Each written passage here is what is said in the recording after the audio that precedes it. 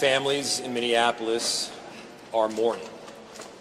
Our Greater Annunciation Fellowship is mourning. Our entire city is united in grief, and at the same time, based on this incredible group of people that has assembled here in City Hall, we are also united in action. We are committed to not having this be the scenario where another politician comes up to say never again. Another person stands in front of a microphone to announce a horribly tragic and unspeakable situation where more family members have been killed. We are committed to making this time different. And we have so many residents around our city and around our state that are 100% united to make sure that something like this doesn't happen again. Of course we're standing up with love. Of course we're standing up with thoughts and with prayers. But thoughts and prayers are not going to cut it. It's on all of us to see this through so that there is an action, so that something like this never happens again. We need action at the federal level. We need action at the state level. We need coordination with the cities around the country to make sure that every person has this common foundation of safety where they can send their kid off to school and have the confidence that they will be safe. Think of these kids not as somebody else's, but as your own. Think of those last words that you had with your child just this morning before you sent them into school. You kissed them on the cheek, you got them set up with their shoes, you pushed them a pouch of applesauce. Maybe these were little annoyances, but the truth is that there's this common and beautiful thing. We love our children. Make these changes not out of hate. Make them out of a simple and beautiful foundational love for our kids. And so what are we talking about? When we talk about action, we need to talk about the action steps that need to take place. We need a statewide and a federal ban on assault weapons.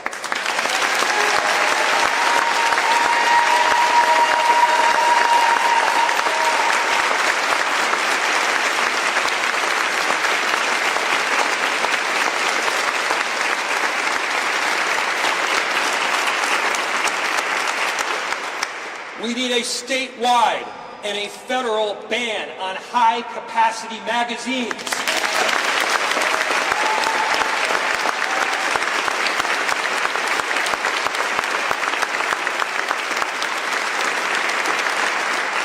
There is no reason that someone should be able to reel off 30 shots before they even have to reload. We're not talking about your father's hunting rifle here. We're talking about guns that are built to pierce armor and kill people. Why do we have them coming in by the trunk loads onto our streets around the country? And this is not just about Minneapolis. Because you can buy an assault rifle in Milwaukee, and that assault rifle is in Minneapolis by noon that very same day. And so when we talk about the work that needs to be done, it's going to take a whole lot of unity from a lot of different cities, and I've gotten calls from their mayors who have experienced virtually the same thing that we experienced yesterday. And because we love our kids, because we love our families, because we love our constituents, we all have the obligation to act. And what you see here, you see federal Congresswomen, You see we see our Minneapolis state delegation. You have council members from both Minneapolis and St. Paul. You have our sheriff. You have Moms Demand Action, Protect Minnesota, and every town all united and rallying around a common theme, which is keeping our cities and our country safe. And here's the thing. To the extent the federal government isn't willing to do it, to the extent a divided legislature prevents our state from acting, and by the way, I know that our Minneapolis delegation is on board with this work because they've been doing it. Thank you.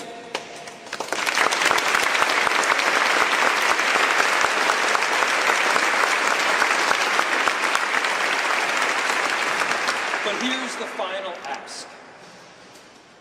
To the extent other levels of government are either unwilling or unable to keep cities safe, let us do it ourselves. We are responsible for 435,000 residents that call Minneapolis home and many more that come and go. I think we'd be happy to ban assault rifles here in Minneapolis.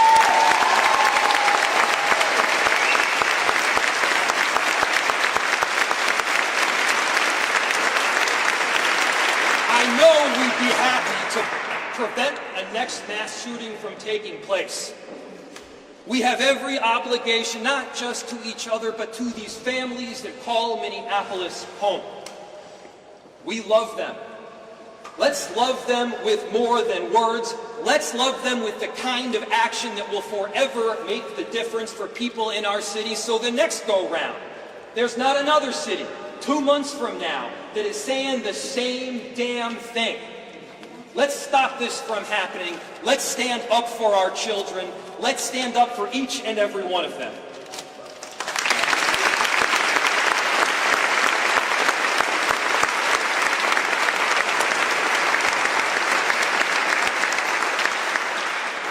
So it takes a whole team to pack this hall, to put these events together, but more importantly, to do the kind of long-term advocacy that results in change.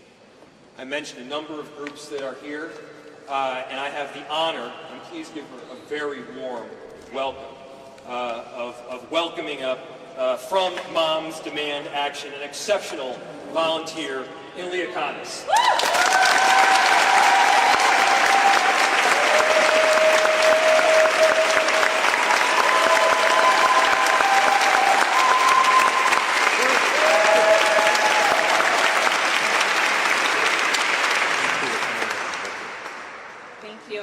Said, my name is Leah Kondes. I lead the Minneapolis local group of Moms Demand Action for Gun Sense in America. But today, I am not here just as an advocate. I am here as a mom. I have 3 daughters. One of them has already lived through shootings at both the mall and the state fair. And I'm a Catholic. I forgot to mention that part. Now, here in our own city, families are living through the nightmare of a shooting on the very first day of school. Annunciation Catholic School should have been a sanctuary, a place where kids laugh with their friends, teachers prepared lessons, parents feel safe dropping their children off in the morning. Instead, gunfire tore through those doors. Children were gunned down in church, praying in their place of worship. Another school year begins, and once again, it is marked by gun violence. And this is not an isolated incident. Less than 24 hours before this tragedy, there was another shooting here in Minneapolis. And in that case, an AR-15 style assault weapon was used. These are weapons of war, and they are tearing through our communities over and over again. We cannot call ourselves a free country when parents cannot send their kids to school without wondering if they will come home alive. And even for the children who survive, the trauma will live with them forever. All signs point to yesterday's shooting also being carried out with an assault weapon. These guns were designed for battlefields, not for our schools, not for our churches, and not for our neighborhoods. No civilian needs a gun that can fire dozens of rounds in seconds. These weapons exist for one purpose: to kill and wound as many people as possible, as quickly as possible. We've seen what happens time and again when assault weapons are used. And we also know what happens when they're banned. Lives are saved. When the federal assault weapons ban was in place, mass shootings went down. After it expired, they increased. We cannot afford more delay. Here in Minneapolis, this tragedy comes after 3 other deadly shootings in just 24 hours. Our city is in pain. Our state is in pain. And yet still, lawmakers at the state and federal levels refuse to do the one thing that could stop this: ban assault weapons and high-capacity magazines.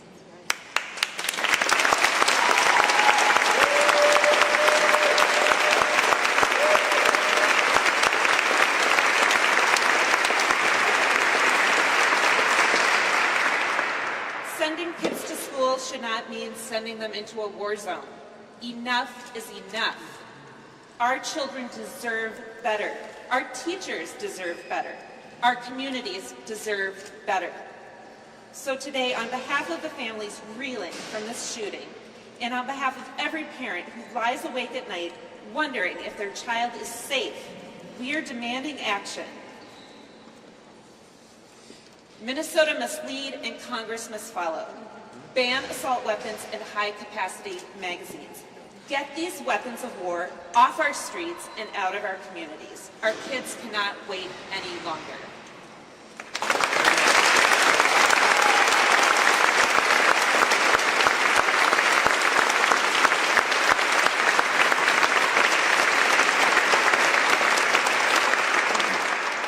It is my privilege to introduce my Congresswoman, Representative Ilhan Omar.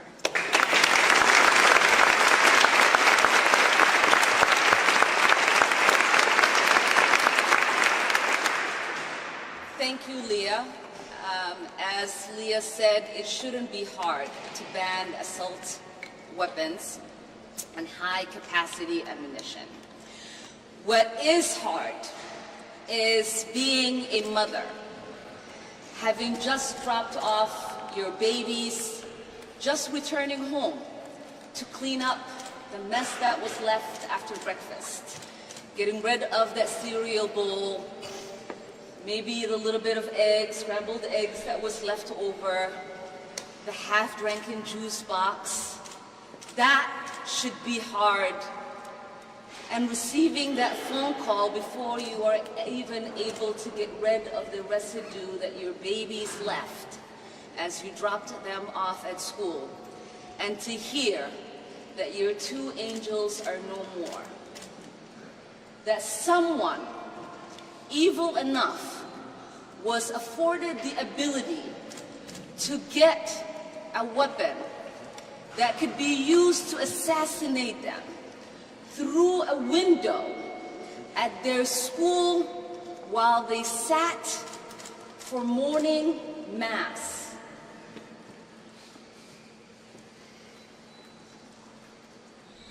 I do not know what society finds themselves in the place that we continuously find themselves since Columbine, that comes together in these moments of grief, that rightfully prays for the grieving families and victims, but does not come together to do whatever they can to make sure this does not happen again.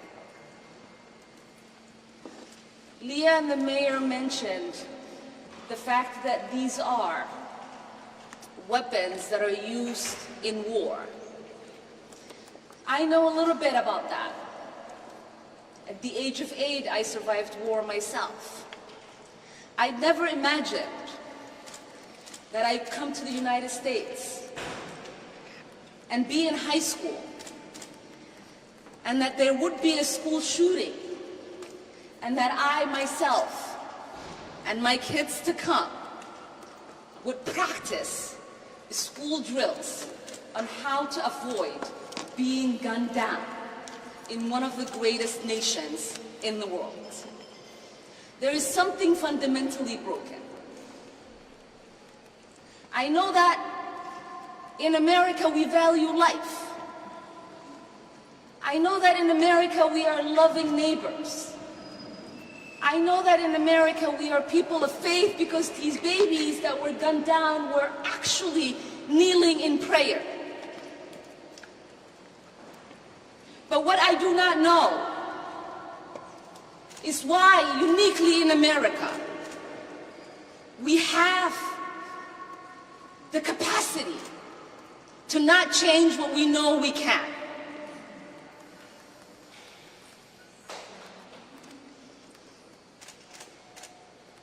So that is what we must ask ourselves. This is not a big issue for us to solve, like curing cancer or AIDS, even though we attempt to do that every single day. This is something that is simple, a simple ban to make sure people who should not have access to these weapons do not get them, and then cause harm and trauma for generations to come in our communities. It is a simple ask. You don't have to be a Republican, you don't have to be a Democrat, you don't have to be political at all. You don't even have to be a parent, you don't have to love going to the movies or watching concerts. All you have to be is a human being who loves the ability to live in the liberty of knowing that no one has the capacity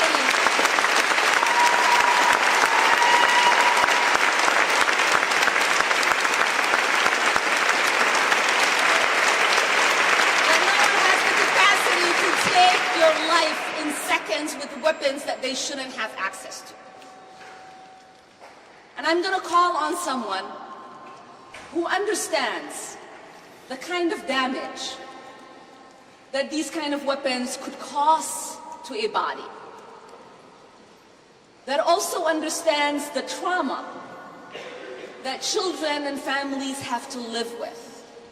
This is Dr. Mark Coulter, who used to be the former CEO of Children's Hospital and specializes in trauma. Because in this moment, if America has not woken up yet, they need to hear the real realities of what these damages look like in order for our hearts to continue to be softened and for our minds to start thinking about the solutions that we know are accessible to us.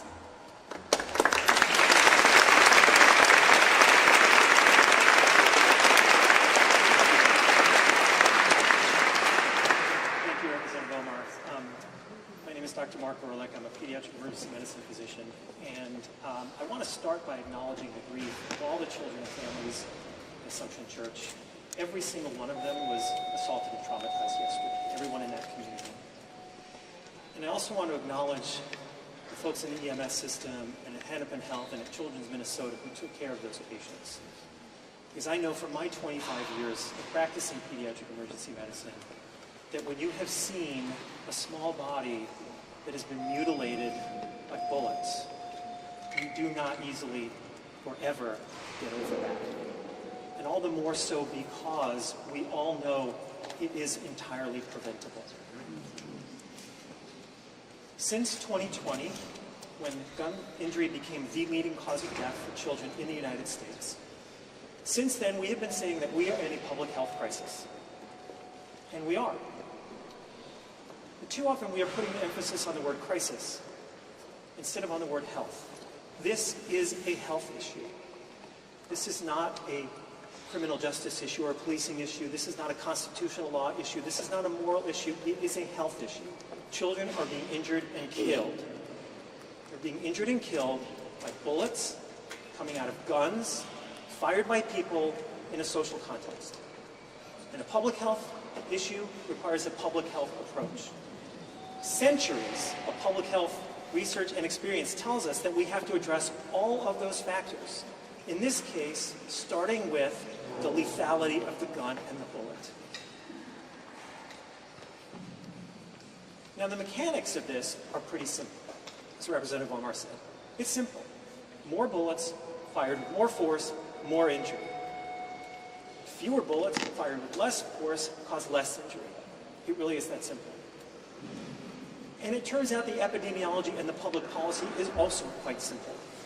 There is extensive research showing that in jurisdictions with stronger gun safety laws and policies, including limitations and bans on semi-automatic weapons and high-capacity magazines, that in those jurisdictions, there are fewer people who die of gun injury. Easy, right? So what we need is those actions. We need those laws, because those laws will save people's lives, period. Those laws can and will save our children's lives. And so, we need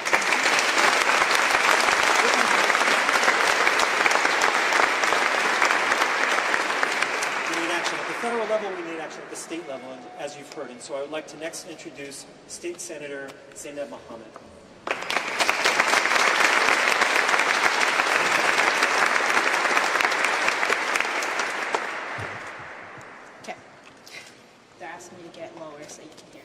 Speak louder? Okay, great. I want to thank everyone for being here today, including so many of my legislative colleagues. And I want to take the opportunity to call out few of them who are not here today but have been extraordinary on this issue.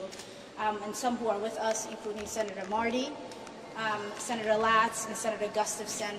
The list of us who demand action on this issue is large and growing every day. And because we cannot go back in time, the moment to act is now. What happened at Annunciation Catholic School yesterday was an attack against our beautiful Southside community, against all people of faith, and against humanity. As we have said already, and it must be repeated, offering prayers for the victims is not enough. These children in the church were in the act of praying. Some of us are privileged to be in a position to not only pray for peace, but to act on it and to create it. At the legislative level, we have taken steps to make our community safer, like red flag laws and enhanced background checks. We have and will continue to give law enforcement new tools. But the monsters who commit these horrific crimes and acts keep using the same tools. The same weapons of war turn up over and over at different shootings. High-powered, high-capacity rifles have killed thousands of Americans over the decades, and hundreds of children, including the ones yesterday. It makes me sick that our teachers and kids know what to do in the event of an attack, that they conduct drills to react when that awful moment comes. Parents have practiced at explaining the unexplainable and consoling children who have lost friends, who are afraid to go back to the classroom tomorrow. We can act here in Minnesota so that generations from now, our children's children won't fear and won't have to worry about anything but books, math, and maps. If the shooter had an ideology, it was one of hatred, of humanity. They express admirations of mass shooters who have targeted Jews and Muslims and Christians and progressives and children. This is not a part of any community's identity. It is pure hate. The targets of gun violence are too many to count. 2 months ago, it was our friends, Melissa Hortman and John Hoffman and their families, and dozens of other legislators, including me. On Monday, it was 7 people on the street in Minneapolis. Yesterday, it was kids in church. Who will it be tomorrow? How will we explain to them we did nothing to save them?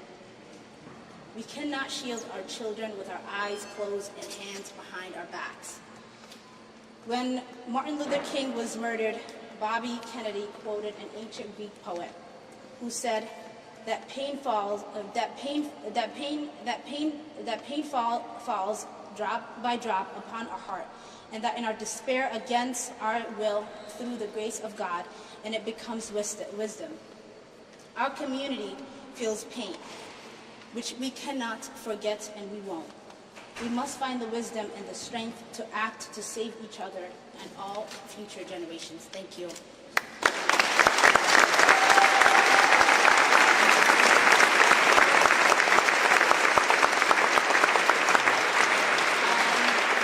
I'd like to call up my partner in the Senate District, Representative Greenman.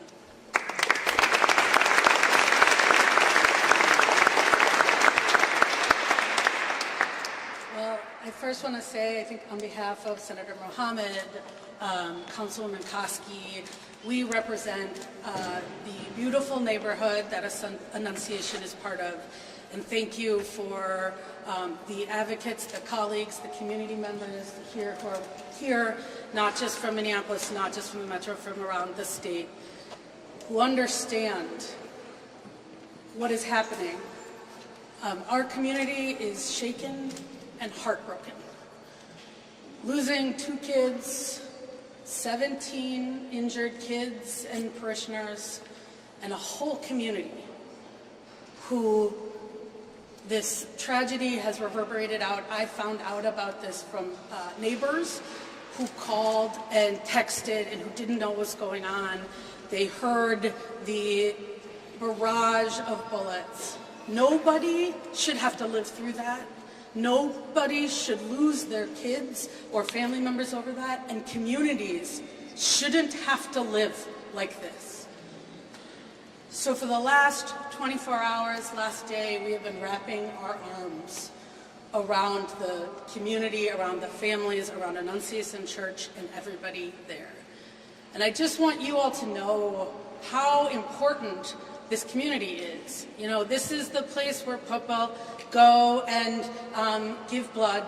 It is where the very Jewish side of me got a Christmas tree.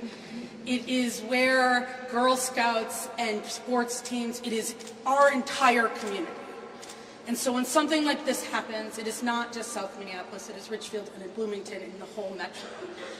And we join in our grief communities around the country that have been here before, that have been shocked and wrecked and have said this is unimaginable, and now it is imaginable because we keep letting it happen. Enough is enough. We cannot become numb to this. We cannot become numb. We cannot have people say there's nothing else we can do. Red flag laws don't work. Anything doesn't work. That is not true. And there is more we can do.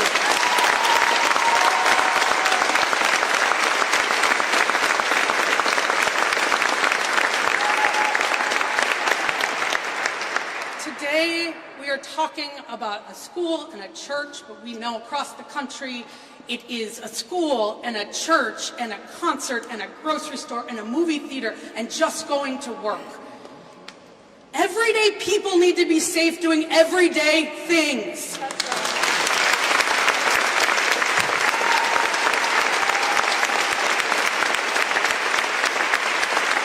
In Minnesota, we have been working hard to get this done, and we know that there's more to do, and we need elected officials, we need communities, we need everybody to demand this, because no longer can any elected official say, we will not take care of the guns that are killing our kids.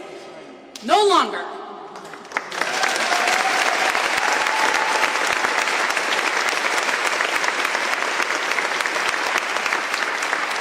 And we know that this is not a uniquely Minnesota issue.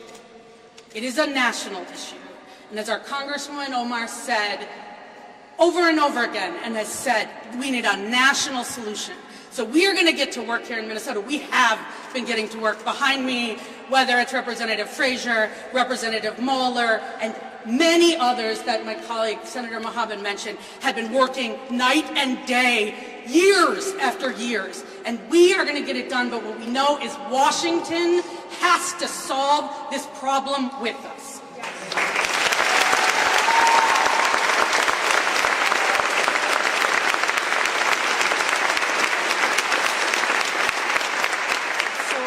just want to leave you with the words that the principal of Annunciation said yesterday, because I think it is indicative of our path forward. He said a proverb. He said, when you pray, move your feet. Move your feet. And we are here today. We are here with community. We are here with families and parents. We are here with people across the state of Minnesota and elected officials at all levels of government to move our feet together.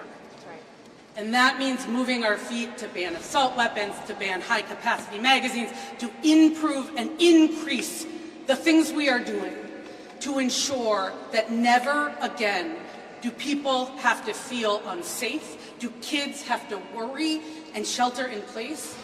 And we can and need to continue to say never again, because we need to make that a reality together. And so please, let me introduce from Protect Minnesota, Maggiy Emery, because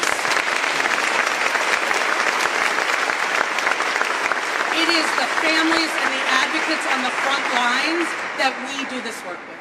Thank you.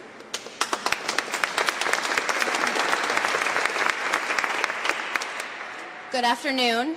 My name is Maggiy Emery. I'm the Executive Director of Protect Minnesota, which is the only state-based, statewide gun violence prevention organization in our state. I stand here today, once again, angry and heartbroken.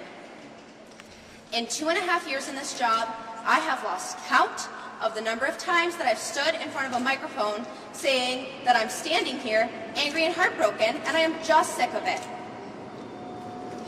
Yet again, our children, our parents, and our teachers and our communities have been forced to live through a nightmare.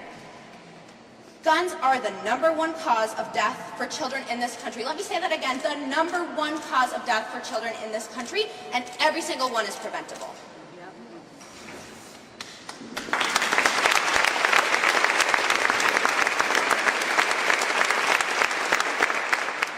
How many more times do we have to gather like this before we act? How many more times do the people here with me today have to stand up in front of news microphones and say, please let this be the last time, before it's actually the last time? And the thing about it is, we know what fuels this crisis.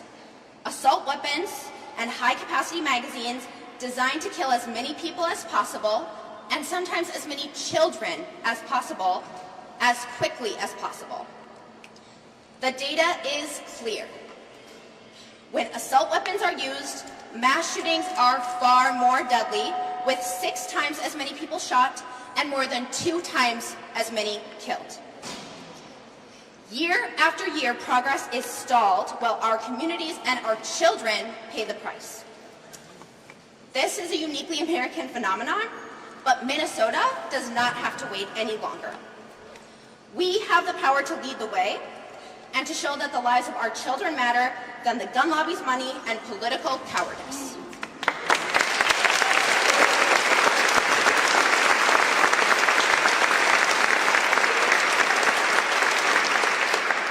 Enough delay and enough excuses. It's time to ban assault weapons and high-capacity magazines, and to finally put our kids' right to simply grow up ahead of everything else. Brady was not able to be here today, but they asked me to read a brief statement of support saying that Minnesota should finally join states around the nation that have said enough is enough and pass an assault weapons ban and a ban on large capacity magazines. And finally, I'd like to introduce our final speaker, our partner here in the state of Minnesota and around the country in ending gun violence, Moms Demand Action Executive Director, Angela Ferrel-Zabala.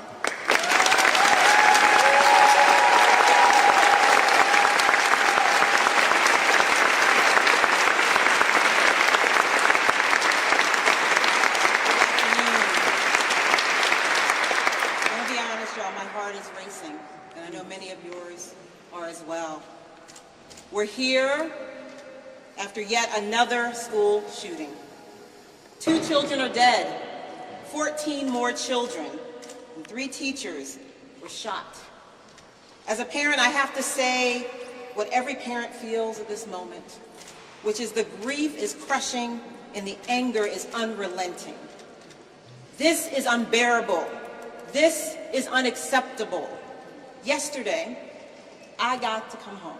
I got to come home and tuck my kids into bed and kiss their foreheads. This morning, I had the privilege of watching them sleep safely in their beds and kiss them one more time before I came here. I got to do that because my children came home yesterday. Some of the children at Annunciation Catholic School did not. And for those kids who did make it home, for the parents who did get the chance to pull them close and hold them tight, their lives are still forever changed. Right now, some parents are carrying unbearable grief. Some are carrying unrelenting anger. And whatever you are feeling, it's okay. If all you can do today is find a quiet moment and hold your children close because you still can, honor that. If you feel called to scream your anger into the streets, honor that too. If you need time to sit in the grief before you can get loud, take it. And when you're ready, that will be the right moment for you to act. But I do want to be clear, this wasn't random. This was a second mass shooting in Minneapolis in as many days. 2 days, 2 mass shootings. And yesterday, the shooter aimed an AR-style rifle built to kill as many people, as many children, as quickly as possible through the windows of a church and opened fire. We've said it before, but clearly we need to say it again. Assault weapons are weapons of war. Period.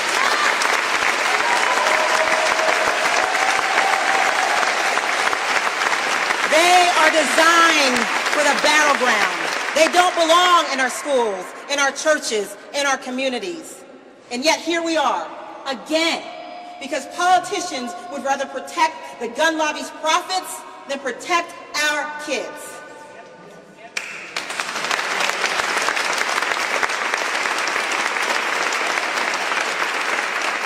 A 10-year-old boy had more courage hiding in a church pew while his friend shielded him with his body than I have seen from far too many lawmakers, more beholden to a gun lobby than a child.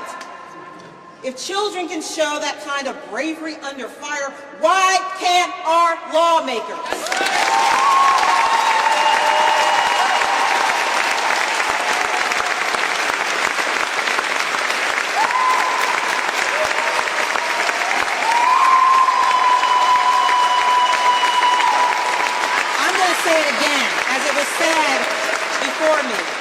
We need to ban assault weapons, period. We need to ban high-capacity magazines that allow shooters to fire more rounds without reloading, period, here in Minnesota and across the country.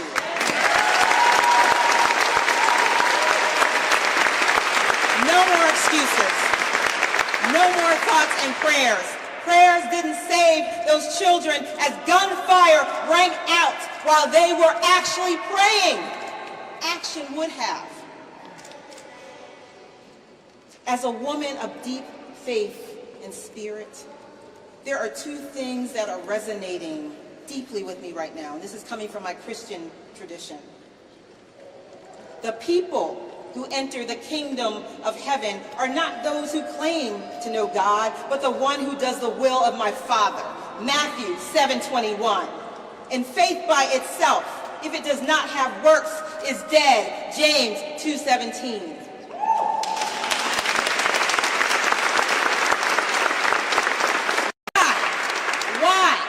Why are we leaving it to our children to fight gunmen armed with an assault rifle? Let me be clear. This isn't some kind of impossible ask. Assault weapons and our children can't coexist. And we have seen other states take the mantle. Just this year alone, we saw progress from states like Rhode Island and Colorado. The majority of Americans, Republicans, Democrats, gun owners, veterans, people of deep faith, in fact, people from all walks of life agree that these weapons have no place in civilian life.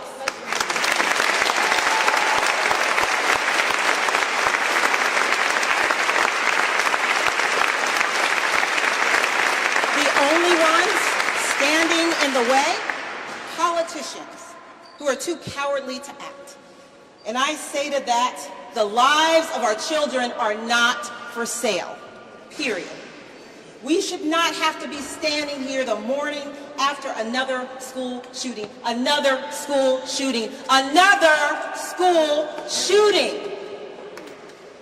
But here we are, yet again, standing in front of you in grief and anger and asking, when will enough be enough? And we will keep showing up and keep asking that question until lawmakers finally decide that the lives of children are worth more than the profits of gun manufacturers. We owe our kids more than lockdown drills and ducking for cover in church pews.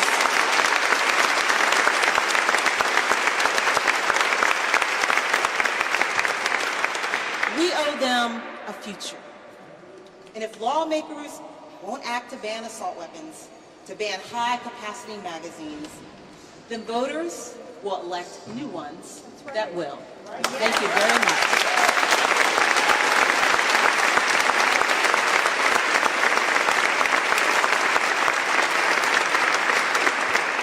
We're going to take about 3 or 4 questions. I know it's we're running a little over, and then we can do some pull-asides after. So please raise your hand if you have a question, and just we ask that you direct your question to the speaker instead of generally. Yeah, go ahead. My question is for state legislators. In 2024, when the DFL controlled the legislature, you were unable to pass an assault weapons ban that was proposed. Now the Republicans.